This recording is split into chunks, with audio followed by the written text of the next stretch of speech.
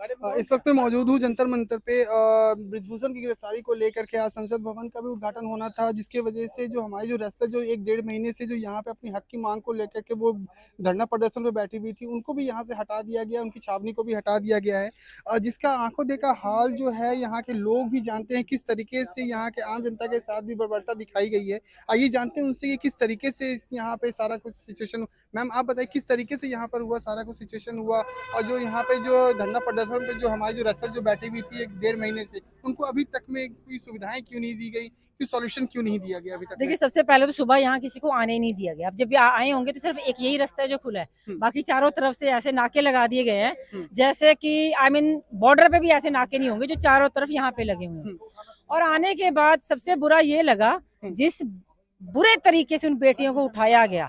मैं मीडिया से एक रिक्वेस्ट करनी चाहूंगी, एक तरफ मोदी जी का वो भाषण दिखाएगा बेटी बचाओ बेटी पढ़ाओ, और दूसरी तरफ से जिस बदतमीजी से उन बेटियों को उठाया गया, जो बदतमीजी उनके साथ हुई, एक तरफ वो दिखाइए क्या इस तरह से बेटियां बचाई जाती हैं। और सेकंड थिंग जो सबसे बुरा लगा, यहाँ एक बाउंड्री लाइन उन्होंने बना दी है। आप लोग गए, इन्होंने बोला आप इस बाउंड्री लाइन पे खड़े रहिए, फिर धीरे धीरे उस बाउंड्री लाइन से आप वहाँ चेक पोस्ट तक जाइए, फिर चेक पोस्ट से यहाँ तक जाइए, और अब धमकी दे रहे हैं कि तुम लोग जाओगे या फिर हम लोग गाड़ी बुलाएं तुमको उठवाने के लिए। तो क्या हम आजाद देश में रह रहे हैं या उसी गुलाम देश में रह रहे हैं जहाँ पे अंग्रेज हमें डराते धमकाते थे, और आज हमें हमारे देश का शासक ही डरा रहा है। तो हम लोग खुद ही कंफ्यूज हैं कि ये वापस 1947 से पहले वाली गवर्नमेंट आ गई है या आज ये आजाद देश है। ये बहुत बड़ा सवाल अपने आप में हो गया। आपको ये नहीं लगता कि डेमोक्रेसी का ये उल्लंघन किया जा रहा है, और जिस तरीके से मोदी सरकार जिस तरीके से बर्बरता दिखा रही है, अपना तानाशाही जो दिखा रही है, ये आपको नहीं लगता कि डेमोक्रेसी का उल्लंघन है ये? मैं तो ये कहूंगी लोकतंत्र खत्म हो चुका है, इट्स अ डिक्टेटरशिप, और जिसके अंदर बिल्कुल तानाशाही चल रही है। या तो हमारी बात मानो, नहीं मानोगे तो तुम्हें उठाकर पटक कर छुपा कर ढूंढते रह जाओगे, कहीं नहीं मिलेंगे। जब ये बेटियां मेडल लेकर आई तो पूरे देश में इनका नाम रोशन हुआ, रोड शो किए गए, इनको बुलाया गया चाय पे, और आज जब पुलिस उन बेटियों को उठाकर लेकर जा रही है इतनी बुरी तरह, तब प्रधानमंत्री जी वहां संसद का उद्घाटन कर रहे हैं। तो क्या उनको नजर नहीं आ रहा?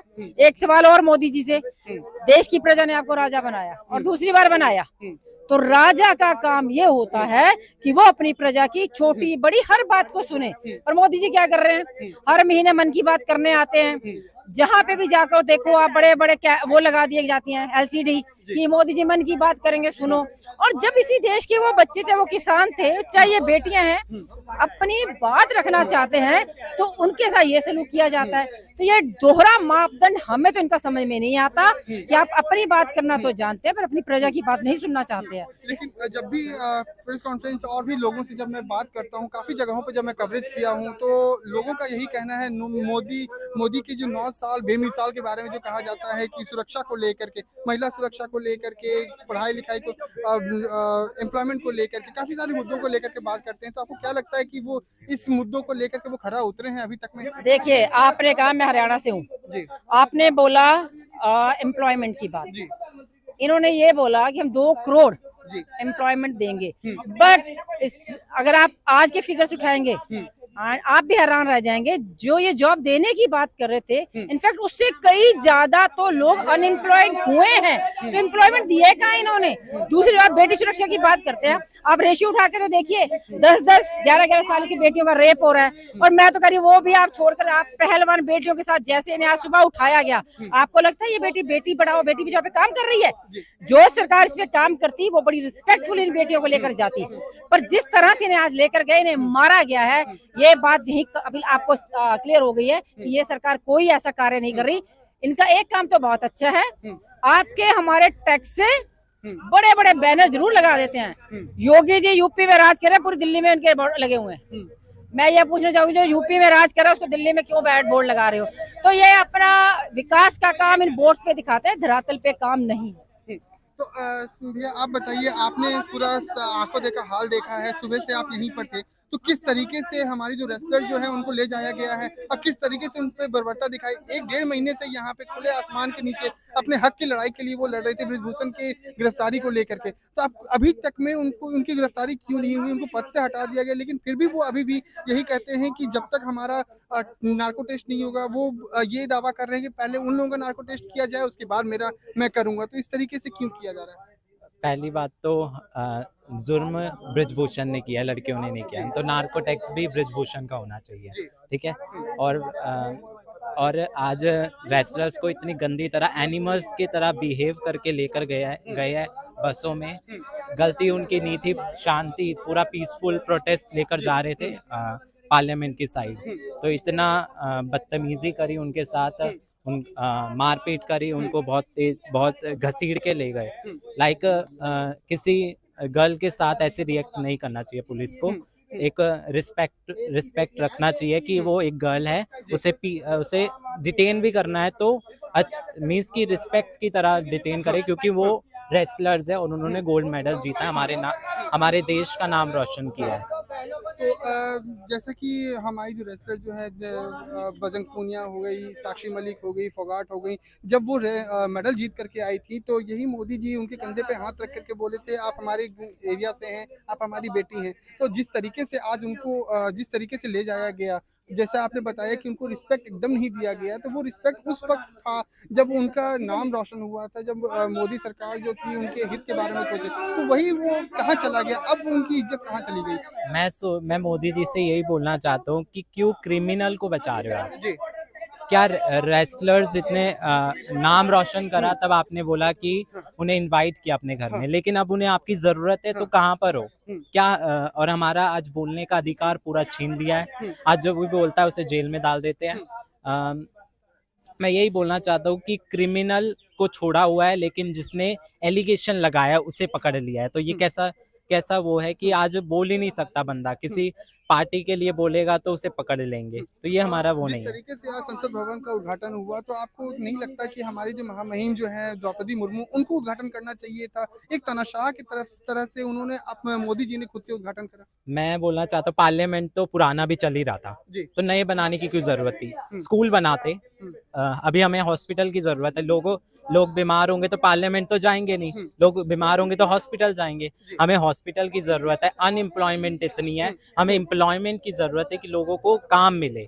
आज हॉस्पिटल कम है, आज हमारे एजुकेशन कितना नीचे जा रहा है, लेकिन हमें एजुकेशन को डेवलप करना है कि और अनएम्प्लॉयमेंट जनरेट हो। तो कहाँ पर ये है? और लोन लेकर पार्लियामेंट बनाना, मेरे को तो नहीं लगता कि वो पार्लियामेंट हमारे लिए जरूरी है। एक आम आदमी को क्या चाहिए? बेसिक नीड चाहिए, रोटी कपड़ा मकान, और वो ही हमें नहीं मिल रहा। आज हमारे राइट्स को छीना जा रहा है। मैंने कुछ दिन पहले देखा दिल्ली यूनिवर्सिटी में डॉक्टर भीमराव अंबेडकर का जो बुक है वो हटा दी गई है। तो कितना डॉक्टर भीमराव की पूरी जो छवि है उसे हटाना चाहती है हमारा जो सरकार है। तो आपको नहीं लगता कि जो अभी मौजूदा सरकार जो है वो तानाशाह के रूप में एज अ हिटलर जो थे उसी रूप से वो मौजूदा सरकार वो हमारे आम जनता के साथ वो ट्रीट कर रही है? मैं ये बोलना चाहता हूँ डिक्टेटरशिप जीत कभी नहीं सकती।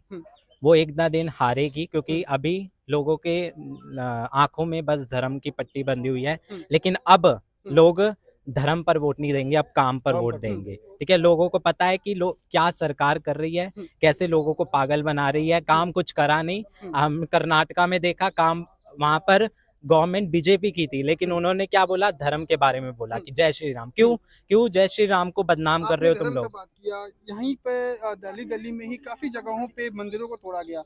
जब कर्नाटका चुनाव हुआ था, जब प्रेस कॉन्फ्रेंस जब रैली हो रही थी, तो उसी वक्त में हनुमान जी का नारा लगा रहे थे, जय श्री राम का नारा लगा रहे थे। एक तरफ तो वो जय श्री राम का नारा लगा रहे हैं, यहीं पर पुरानी पुरानी मंदिरें जो हैं, 150 साल पुरानी मंदिर, 60-70 साल पुरानी मंदिरों को तोड़ा जा रहा है, जो कि कोई ऑब्जेक्शन नहीं है, सब कोई वहाँ पे श्रद्धा करने के लिए आया। तो ये किस तरीके का दोहरा मापदंड है? मैं पॉलिटिक्स धर्म नहीं होती, पॉलिटिक्स बायस भी नहीं होती, पॉलिटिक्स सबके लिए होती है। आज हम देख रहे हैं कि कैसे भेदभाव हो रहा है धर्म के नाम पर। वोट कोई और ले जाता है, लेकिन लड़ा देता है एक दूसरे में, लड़ा के साइड हो जाते हैं, लेकिन धर्म पे लोग लड़ लेते हैं। लेकिन अब लोगों की आंखें खुल गई है, अब धर्म नहीं, अब काम पर वोट दिया जाएगा। तो अब जो 2024 की जो चुनाव जो होने वाले हैं, तो आपको क्या लगता है कि जिस तरीके से मोदी सरकार अभी आम जनता के साथ जो बर्बरता दिखा रही है, तो ये इस चीज़ को लेकर के आम जनता जो है इसको स्टैंड लेगी? क्या लगता है कि आपको दोबारा से ये भाजपा सरकार आएगी या और भी कोई दूसरी पार्टी आ सकती है यहाँ पे? आई थिंक कि अब लोगों की आंखें खुल गई है। अब पता नहीं 2024 में देखेंगे कि क्या होगा, लेकिन लेकिन वो जीत गया तो हमें पता है कि लोगों की लाइफ खराब है, लोग बस धर्म पे पीछे पड़े। हमारा मुद्दे क्या है, हमारे जीव हमारे हमारी बेसिक नीड्स तक नहीं मिल रही है, हमें रोटी कपड़ा मकान तक नहीं मिल रहा है। लोग बोल रहे हैं कि अब मकान मिल गया, किसको मिला? हमें तो नहीं मिला, हम भी किराए पे है, कहाँ पर है मकान? तो लोगों के राइट्स को छीना जा रहा है, लोगों को कुछ नहीं पता, धर्म पर अंधे हो गए हैं। हमारे स्कूल्स के लिए डेवलपमेंट के लिए बोलना चाहिए, लेकिन आज धर्म के लिए बोला जा रहा है।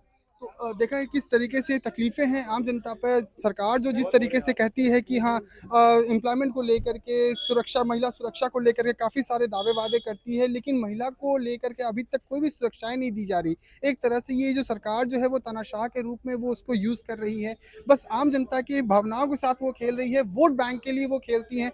वो मुद्दे दावे तो बहुत करती हैं, लेकिन वो दावे पे कभी भी खरा नहीं उतरती। तो मैं सरकार से मैं दरख्वास्त करूंगा कि जिस तरीके की वो दावे करती है महिला सुरक्षा को लेकर के, बिजली पानी को लेकर के, और भी काफ़ी सारे एम्प्लॉयमेंट को लेकर के, जॉब्स को लेकर के जिस तरीके की दावे वादे करती है, उसको संज्ञान में लें। और जिस तरीके से हमारे जो रेस्लर के साथ में बर्बरता दिखाई गई है, जो हक की जो मांग कर रहे हैं, उसको संज्ञान में लेकर के उनको सॉल्यूशन दिया जाए। कैमरा पर्सन मयंक के साथ अभिषेक आनंद, रिपब्लिक न्यूज़।